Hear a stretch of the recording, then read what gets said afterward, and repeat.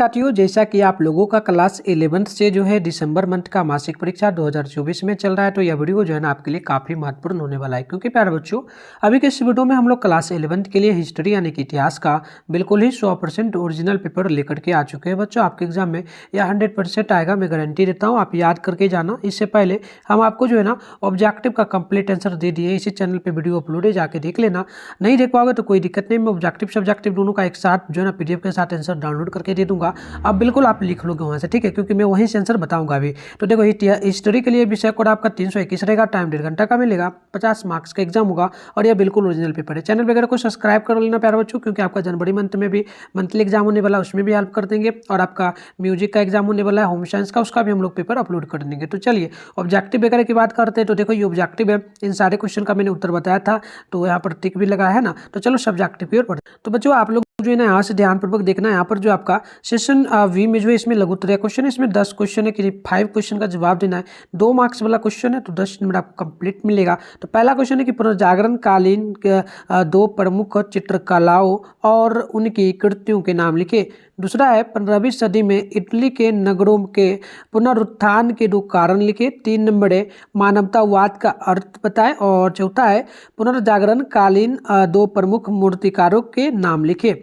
आइए आगे हम लोग बढ़ेंगे बच्चों। तो अगला क्वेश्चन आपका यहाँ पर जो है ना 5वां नंबर बोला जा रहा है। क्वेश्चन है कि पुनः जागरण कालीन 2 प्रमुख महिलाओं के नाम लिखे। 6ठा नंबर है जो ना पुनः जागरण कालीन 2 प्रमुख मानवतावादी लेखकों एवं कृत्य एवं उनकी कृतियों के नाम लिखे। 7वां नंबर है छापे खाने ने पुनर्जागरण में किस प्रकार सहायता की। 8वां नंबर है मार्टिन लूथर ने कैथोलिक चर्च की का विरोध क्यों किया।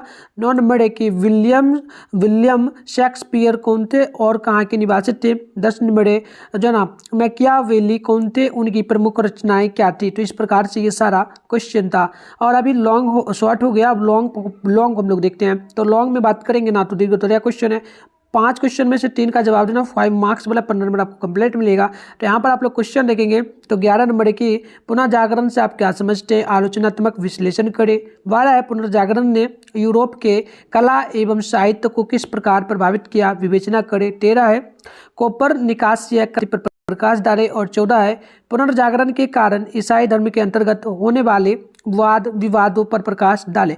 तो इस प्रकार से मैं अभी गूगल से ही बताऊंगा, गूगल में चलना है आपको और वहां पर क्या करना है, मिट्टू स्टडी सेंटर सर्च करना है। कंप्लीट आपको वहां पर ऑब्जेक्टिव सब्जेक्टिव दोनों का आंसर जो है ना प्यारे बच्चों मिलेगा। चलो मैं आप वीडियो खत्म होगा तो जाके आप डाउनलोड करना। इसके लिए सबसे पहले तो आप अपने फोन में गूगल को पैन करके मिठुन स्टडी सेंटर जो है ना सर्च कर लीजिए। फिर आपको ऊपर करना है, ऊपर करोगे ना तो फर्स्ट में आपके सामने मिठुन स्टडी सेंटर का ऑफिशियल वेबसाइट मिल जाएगा। आप इस पर ना क्लिक कर लेना।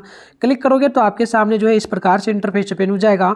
अब आपको आराम से स्क्रॉल डाउन करके नीचे बढ़ना है। थोड़ा सा नीचे बढ़ोगे तो फोटो आपको यहाँ पर मिल जाएगा। देखो ये आपका हिस्ट्री का प्यारे बच्चों, ठीक है ना। तो ये इतिहास का बिल्कुल ओरिजिनल पेपर। आप फोटो पे जैसे ही क्लिक करोगे ना तो आपके सामने इस प्रकार से इंटरफेस ओपन हो जाएगा। अब आप लोग आराम से स्क्रॉल डाउन करके क्या करोगे, नीचे बढ़ोगे, ठीक है। तो चलिए नीचे बढ़ना है। यहाँ पर व्हाट्सएप ग्रुप टेलीग्राम ग्रुप का लिंक आपको मिलेगा। पहले इन दोनों ग्रुप को ज्वाइन पे क्लिक करके ज्वाइन कर लेना। और इसके बाद नीचे बढ़ोगे तो कंप्लीट आपके सामने देखो यहाँ पर इतिहास का यानी कि जो है ना हिस्ट्री का आपका कंप्लीट ऑब्जेक्टिव का बिल्कुल सही आंसर है। प्यारे बच्चों बिल्कुल आप इसको लिख लेना, क्योंकि अभी कुछ ही देर पहले आंसर बताया भी थे, अभी आपने देखा भी है। पहला क्वेश्चन का मैंने आपको आंसर डी बताया था, दूसरा का सी, तीसरा का सी। तो इस प्रकार से सारे क्वेश्चन का आंसर है। सब्जेक्टिव की बात करते तो ये आपका शॉर्ट क्वेश्चन का आंसर हो गया। और यहाँ थोड़ा नीचे बढ़ोगे तो ये लॉन्ग का। तो मैं वीडियो में अच्छे से बताता हूँ। अगर आप डाउनलोड करना चाहते हो तो आके जैसे मैंने बताया बहुत ही आसान तरीके से आके यहाँ से डाउनलोड करके लिखो। और जिनको नहीं लिखने आता है कोई दिक्कत नहीं, वो यहीं से लिख लेना, पेन कलम निकाल करके मैं अच्छे से पढ़ दे रहा हूँ। तो यहाँ पर आपका पहला उत्तर होगा दा विंसी और जो ना माइकल एजेलो के अतिरिक्त लाइफेर इटली के श्रेष्ठ चित्रकार हुए हैं। जो ना ड्यूरेंस और हार्वेन महान उत्कीर्णक हुए। मूर्तिकला यूनानी और रोमनी का अनुसरण कर रही थी। जो ना लॉरेंजो गिफ्टी चित्र शिल्पी पुनर्जागरण कालीन शिल्पकला का प्रथम महान अग्रदूत था।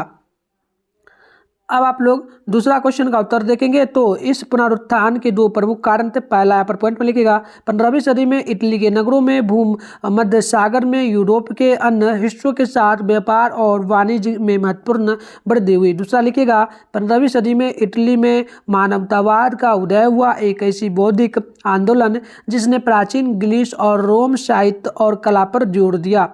आगे हम लोग बात करेंगे तीसरा नंबर का आंसर का, तो तीसरा का आंसर होगा मानवतावाद एक दार्शनिक विश्वास है जिसके मुताबिक मनुष्य बिना और जो ना अलौकिक शक्तियों या देवी देवताओं की मदद के भी नैतिक और उत्पादक जीवन जी सकता है।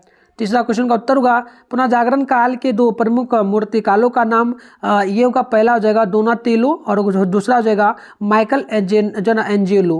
अगला क्वेश्चन का उत्तर होगा पांचवा का शायद नेली का सबसे महत्वपूर्ण काम द लास्ट सपर है जो एक बड़े पैमाने पर बनाई गई पेंटिंग है जिसमें यीशु के साथ जो ना यीशु के साथ महिलाओं सहित प्रेरितों का एक विविध समूह दिखाया गया है। तो इस प्रकार से जो है ना 10 मार्क्स के लिए कंप्लीट आंसर हो गया। अब हम लोग लॉन्ग का आंसर देखेंगे बच्चों, तो लॉन्ग में यहाँ पर 11 का आंसर होगा। 11 का आंसर हो जाएगा क्या, 11 का आंसर होगा 15वीं से 17वीं सदी के बीच यूरोप में जो सांस्कृतिक और धार्मिक प्रगति आंदोलन तथा युद्ध हुए उन्हें ही पुनर्जागरण कहा जाता है। इसके फलस्वरूप जीवन के प्रत्येक क्षेत्र में नवीन चेतना आई। यह आलोचना या आंदोलन केवल पुराने ज्ञान के उद्धार तक ही सीमित नहीं था बल्कि इस युग में कला, साहित्य और विज्ञान के क्षेत्र में नवीन प्रयोग हुए।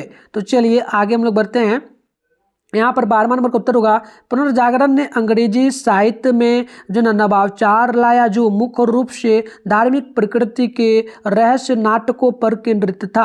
अंग्रेजी पर पुनर्जागरण का सबसे महत्वपूर्ण प्रभाव साहित्य को मनुष्य की धारणा के परिवर्तन में देखा गया था। पुनर्जागरण ने अंग्रेजी साहित्य के सभी पहलुओं में से एक नई भावना का संचार किया।